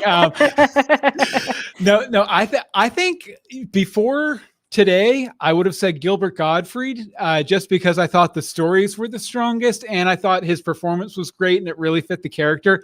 Mxyzptlk is kind of doing an impersonation of him, but after watching the Tom Lennon episode of Supergirl, I'm gonna have to say Tom Lennon. Like I loved him in The State. I've loved a ton of stuff he does. He was in 13 going on 30. He's written a ton of movies like Night at the Museum. Great comedic actor, Dangle on Reno 911. And I think he just steps in here and makes a blatantly ridiculous concept really, really work, both for the show and for, someone like me who might still be about a season behind. Yeah, I think his Mixy is really, really good. So I think that's a good choice. For me, though, I think I would say Gilbert Gottfried, because I just, when I hear his voice come out of that little weird looking character, it makes my heart happy. So I think I'm going to say Gilbert Gottfried, because I didn't realize he had actually done the voice on Justice League Action as well. And so when I saw him there, me too. Yeah. I was like, oh, he's back. This is so comforting for me. I don't know why, but it comforts me when I hear Gilbert Gottfried come out of that weird little imp character. Which is weird to say for Gilbert Gottfried's voice, that it comforts you. I don't think anyone has said that ever in the history of anything. No, he has a very unique voice, but I don't know. For some reason, I find it's like comfort food for me to see his Mixy. So yeah. All right. So if people in the chat, if you have a favorite Mixy, let us know who your favorite is. But I think to wrap up our Mixy discussion, I think we should do some snap judgments, because we have some Mixy related snap judgments. In the game of snap judgments, each person is presented with 2 options, but must only choose one. First instincts are recommended and explanations are unnecessary. Okay, so we do have some Mixy related snap judgments. So if you are in the live chat, you can play along with us as we make our tough choices. So, Bill, if you were Mxyzptlk, would you rather be a screenwriter to write any story you wanted to, or would you want to be a film director and be able to make whatever film you wanted to make? I think screenwriter, just because I'm an idea guy. Execution, managing people can get under my skin sometimes. I'd rather just be like, hey, I want a flying unicorn that shoots candy canes out of its eyes, and then it just happens. Like that's what I want. Yeah. Would you want to have a magical typewriter? Would you be into that, or would you want to have a magical something else? I think, yeah, I'd like a magical typewriter, like one that could sort of manifest reality as I'm typing it. It would save a lot on budgets for sure. Yeah, I guess poofing it into existence is a little easier. You don't have to actually do any typing. Exactly. I think I would be a film director. I think being able to do whatever scene, if I want to, have somebody upside down, or if I want to have somebody out in the Old West, or whatever I want to do, I would want to be a film director. So the important thing is you have control. Yes. If you're Mxyzptlk, you definitely have the control. All right. So our next snap judgment: if Mixy put you in another location, though, if he was to transport you into another location, would you rather go to the Land of Oz, or would you want to go to the Wild West? Oh, I think Land of Oz easy. I would be dead in the Wild West in about 5 seconds. Like I would walk into town and 20 cowboys would shoot me down. Oz, I might stand a fighting chance as long as I meet up with a friendly flying monkey or something. Yeah, I love the Wizard of Oz, and it's definitely it's interesting about the Wizard of Oz mention with Mxyzptlk in that series. The Wizard of Oz on the CW Supergirl TV series is Kara's favorite film, so it's something that's pretty cool. And there's actually a variant cover of a Supergirl comic where Supergirl is in the Wizard of Oz. So there's always a little bit of a Supergirl connection with the Wizard of Oz. Mostly with Mixy too. There's sort of like there. In a lot of these stories we watch for tonight and a ton of other stories, there's always an element of like fairy tale that tends to come in his stories. What either, they're going back and meeting the actual Robin Hood, or, something happens involving fairy tales, or Mixy sets up a scene just because he's such a fanciful character, of an archetype, the same archetype that Puck from Midsummer Night's Dream, and, a lot of fairy tale characters too that offer wishes. Yes. Lions who offer wishes and stuff like that. It's all that Mixy archetype. Yeah. So I don't know. I love the Wizard of Oz, but I don't. Sometimes it scares me a little bit with the Wicked Witch and the what are they? The evil monkeys. Why am I blanking on what they're called? The flying monkeys. Yeah. That kind of scares me a little bit. I'm gonna be honest. So I'm gonna take my chances in the Wild West. I don't know. That was a rough time in history. People didn't live long. If they did live, they probably lived to maybe 30 years old, and then they died of some sort of terrible disease. But lead poisoning or dysentery, I guess, like or Oregon Trail. So yeah, I think I'm gonna take my chances with the Wild West. Okay, so last snap judgment. This is a really tough one. Which is more fun to say, Mxyzptlk or any variation thereof, or Kiltipsism? Would you rather say it forwards or backwards? I think forwards, just because I spent so long in my youth training to be able to say it properly, that anytime I come up against the reverse version of it, I like stop myself for a second. I'm like, oh, is that the right way? So yeah, definitely Mxyzptlk. Yeah, I think no matter how you say it, Mxyzptlk, Mxyzptlk, or I usually go with Mxyzptlk, but it just has it kind of rolls off the tongue there. Kiltipsism or Kiltipsism, like it's harder to say. Yeah. So I think it's more fun to say. I will say, in that Superman encyclopedia I mentioned earlier, I got a reprint version of it a couple years ago. Mxyzptlk is the official pronunciation within the encyclopedia. So I mean, yes, not yes, Mxyz.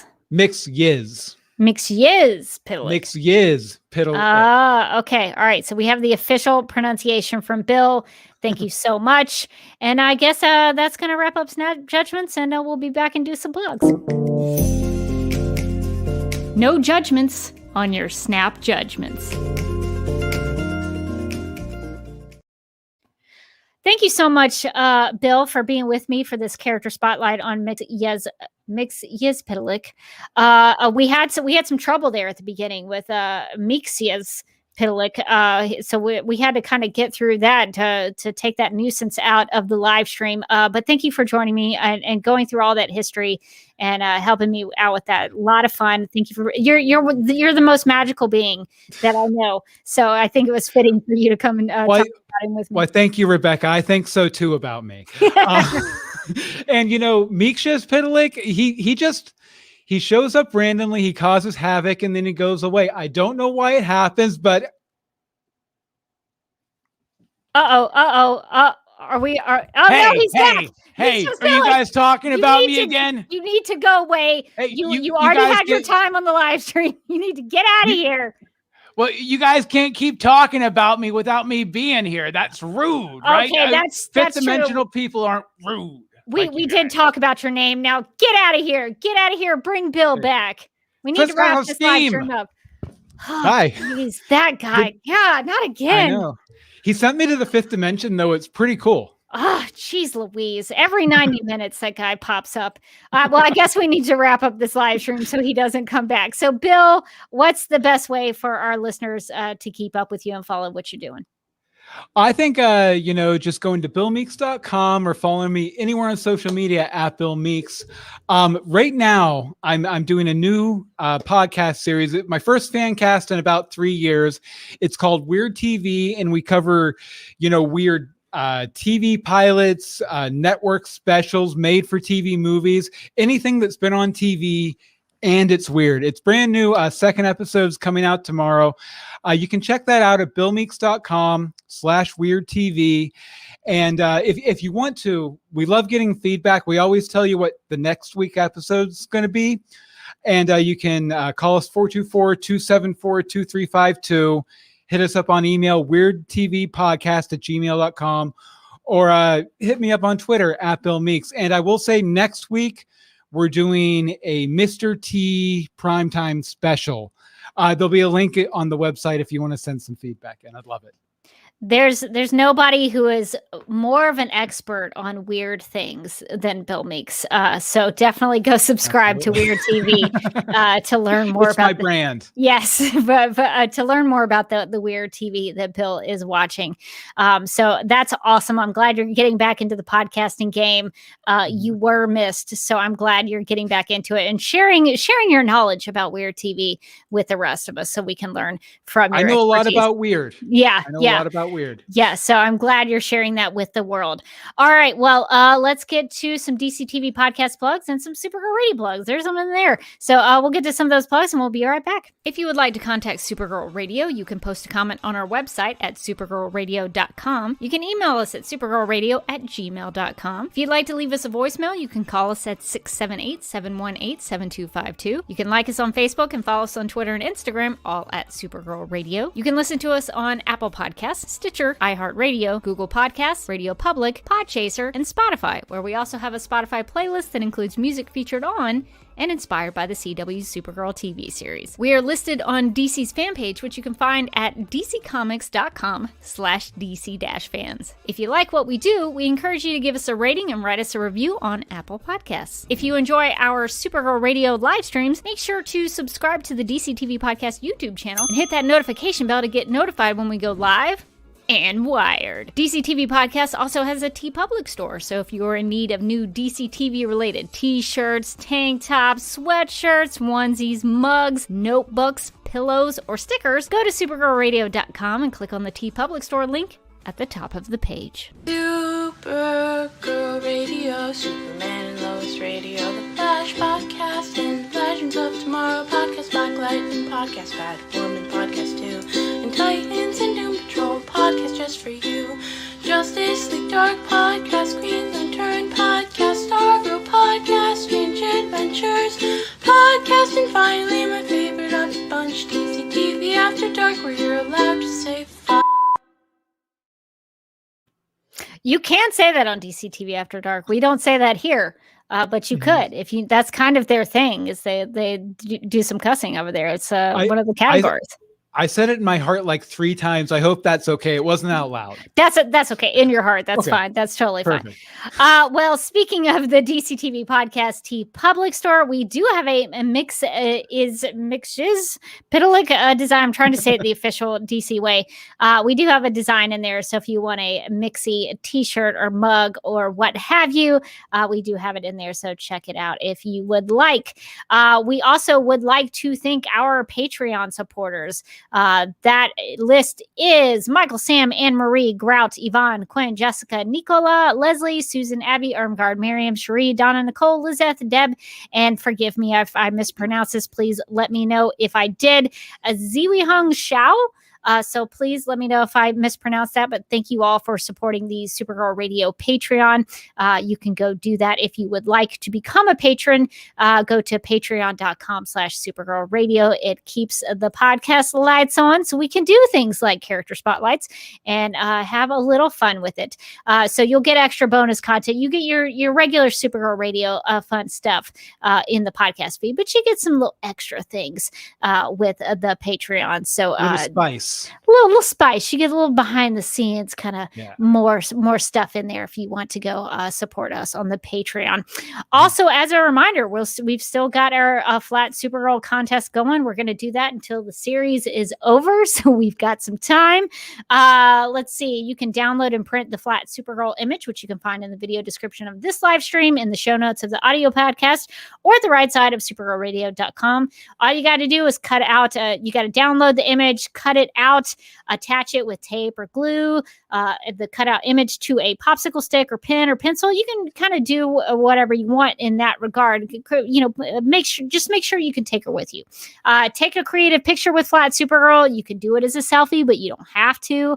But just make sure you post the picture, as many as you'd like, to Twitter, Instagram, or Facebook, and make sure to tag at Supergirl Radio and use the hashtag Supergirl Adventures. So definitely have fun with that. We've got that going. We'll have a little prize at the end. We'll pick our favorite picture. So get creative with it if you want to play along. If you want to keep up with me, you can follow me on the Instagram at the Derby Kid. I take the occasional picture over there. You can follow me also and subscribe to my YouTube channel, youtube.com/duckmilkprod. I am currently still in my big project of reading through 38 reviews of the Rotten Tomatoes top critics reviews of Batman v Superman: Dawn of Justice. It's been a real eye-opening, Bill. It's quite the journey that I've gone on, and I've got a lot longer to go. So if you want to come and read some reviews with me and analyze them, it's Sundays usually at 4 p.m. Eastern. So definitely come and join me on your journey. On my journey to figure out just what the heck these people think and why do they think what they think.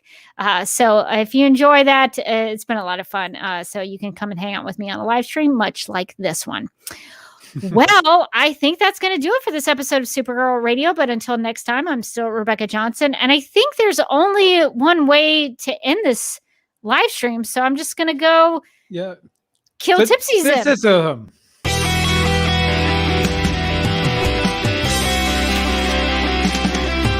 I think the CW are just trying to win the time slot war with Supergirl Radio. Supergirl Radio is going live every night of the week. How do you like it? Is becoming a human burrito a plus or a minus? I don't know. It does seem snug. I mean, they say you are what you eat. Oh no.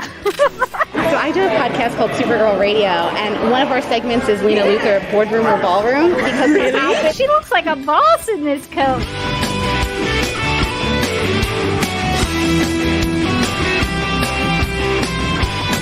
Nasty Luthor like a different Luthor? It's not just Lena being mean? No.